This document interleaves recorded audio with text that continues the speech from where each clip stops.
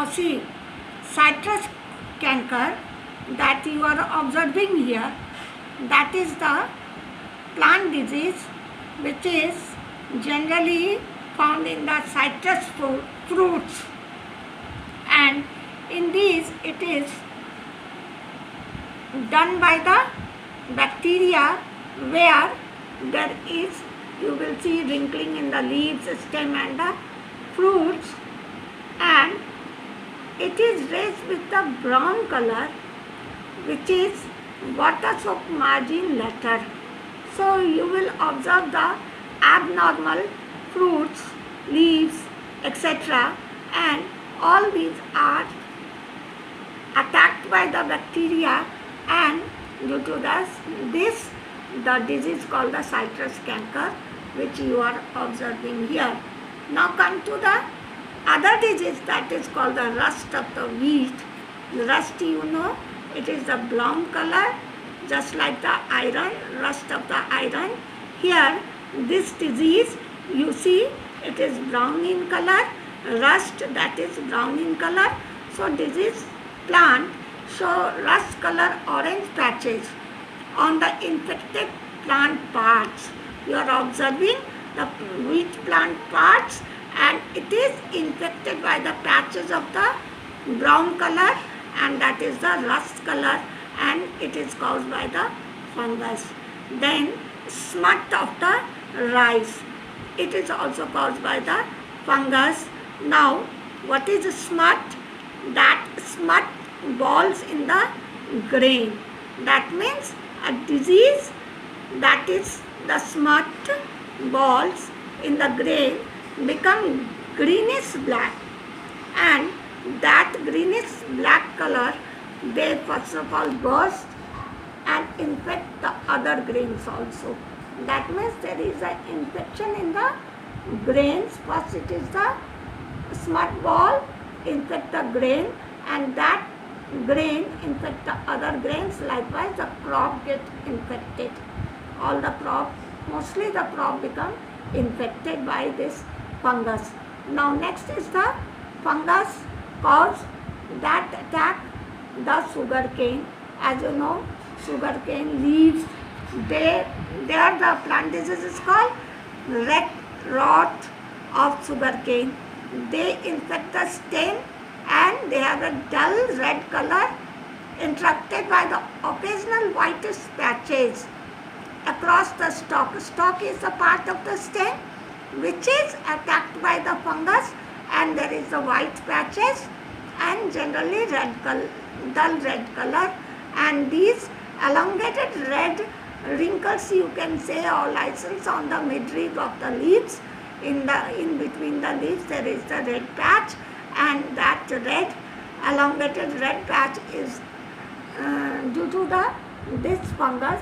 So we have seen that the plants also get infected from these microorganisms, and we have to prevent it from these microorganisms.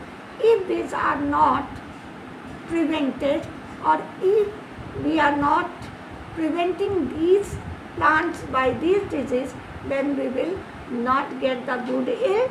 So farmers generally spread the pesticides. Nowadays there is the organic pesticides to prevent the crop of the various plant from the microorganism, and then only we are getting the good crop or the good yield of the crops. Now we have discussed all these diagrams from the table. Now we have discussed in this chapter regarding the infection, or you can say effect of the microorganism on plants and animals also, and we have discussed about the various diseases, and they are in case of the animals and human beings. We have also studied about the methods of the prevention from the microorganism. Now again we will read about the food poisoning and food preservation. Now see, this food poisoning, the topic food poisoning This food poisoning, the term is very much common for us. As we know, the poison is the unwanted chemicals in the food. Now, it suggests that it is a disease that results from the consumption of the contaminated food. Why the food become contaminated? How the food become contaminated? Food may become contaminated by microorganisms also, and it may be contaminated from the foreign material also. So, what is the effect of taking in contaminated food? There is the symptoms of the food poisoning, and they are shown by the following: nausea, severe pain in the scene. The symptoms of the food poisoning is vomiting, nausea, severe pain in the abdominal region, diarrhea and dehydration. What is this? Diarrhea and dehydration. Generally in diarrhea there is the shortage of the water also, and dehydration is the similar process. In diarrhea there is the vomiting and shortage of the water inside our body, and these all causes weakness, and they actually damage our nervous system. So what is the reason for the food poisoning? Food poisoning may comes due to the contaminated water, using contaminated water, or maybe the arrival, or you can say the initiation of the bacteria and the fungi, or you can say microorganism in the food, which is produced due to the high temperature, or maybe ingestion of the some toxin contaminated food. That means may be possible that person can consume such type of the food in which bacteria, microbes are present. So just you know that the bacteria and the fungi, which is mainly responsible for the food poisoning, they are actually the Clostridium and Staphylococci. These are the two bacteria which causes the food poisoning, and the fungi which produces the food poisoning, that is the Aspergillus. So these are the three names of the microorganism which causes the food poisoning. Now, the food prepared, they must be handled properly. So how can we prevent our food from the food poisoning, so that we cannot get affected from the disease like diarrhea and dehydration? Generally, when we prepare the food, we must have some planning to preserve it properly to prevent the food poisoning. Now, food poisoning mainly occur due to the unrefrigerated food for the long period of the time, in which what happens, the bacteria and the fungi may attack it and become active there for the food poisoning. As for example, we have discussed about the names of the bacteria and fungi which causes the food poisoning. It may happen here, or it may happen that if we are going to the large parties or at the picnic spot, so due to mishandling of the food by contaminated hands, there may also the causing of the food poisoning. There may happen the process of the food poisoning. So we must have to handle our prepared food very cautiously. We should have to wear the gloves, or we should have to wash the hand, and we should have to keep the hand hygienically, so that we can prevent the poisoning of the food or contamination of the food. So it is about the food poisoning that some preventive steps must be taken so that we can prevent the food poisoning and we can prevent the people from the food poisoning. Now come to the food preservation.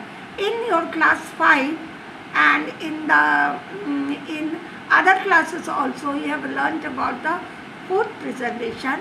Actually, we are preserving some of the fruits, also some of the food material which cannot be found in the other season, such as the pickles of the mangoes.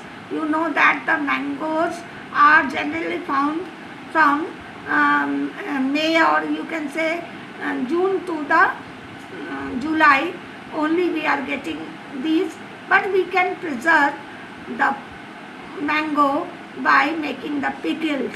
So making pickles, that comes in the food preservation topic in general. So let me know about the food preservation, that it is the process of the treating or handling food to stop or greatly slow down the spoilage caused or accelerated by the microorganism. That means the preservation itself means that we are conserving the fruits or the other vegetable by retarding the growth of the microorganism, and that slowing down process of the microorganism in fruit or vegetable, that is actually called the food preservation.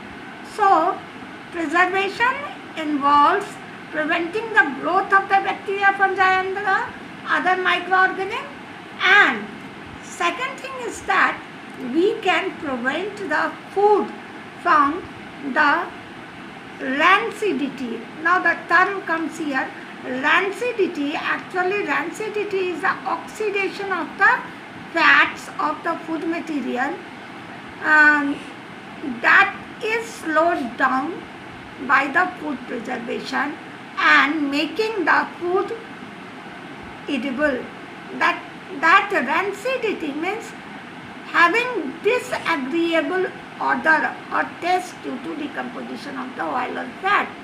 Actually what happens in the food, there is the decomposition of the oil and fat, and that decomposition of the oil and fat is mainly due to the reaction that is called the oxidation of the fat. Oxidation means addition of the oxygen, and by this food preservation we are slowing down the oxidation of the fat, and likewise we are preserving the food, and this is the actual process or mechanism of the process which is going in the food preservation method. Now let me learn about the different methods of the food preservation. As you know that there are so many methods by which we can prevent our food from microbes, and also we can preserve it. The first process is called the drying. As the name suggests, drying. This means we have to take out the element of the water compound from any food material. This is called the drying. You must have seen your mother drying the pieces of the mangoes during making of the pickles. So at that time what she do? She is actually taking out the water contained from the unripe mango. So let we learn about it, that this method reduces the water content sufficiently to prevent delay bacterial growth. As you know that moisture is very necessary for the growth of the bacteria, fungi, or you can say microorganism. So this drying reduces the weight of the food material, it become light, and from drying you can delay the growth of the bacteria, and some of the foodstuffs which can be preserved by drying are the apples, pears, bananas, mangoes, papaya, apricot, coconut. These are. So it is only the normal process by which the grains such as wheat, maize, oats, barley, rice, millet and rye, all these are dried and can be get free from the microorganism, or we can prevent it from the recontamination with the microbes. Now come to the next point, that is the result reduces the water content and make it unavailable for the growth of the microorganism. Again, sugar and salt reduce, or you can say take out the water content from the food material, so food is preserved. Meat and fish are also covered with the salt, so that there should not be microbial growth. So let me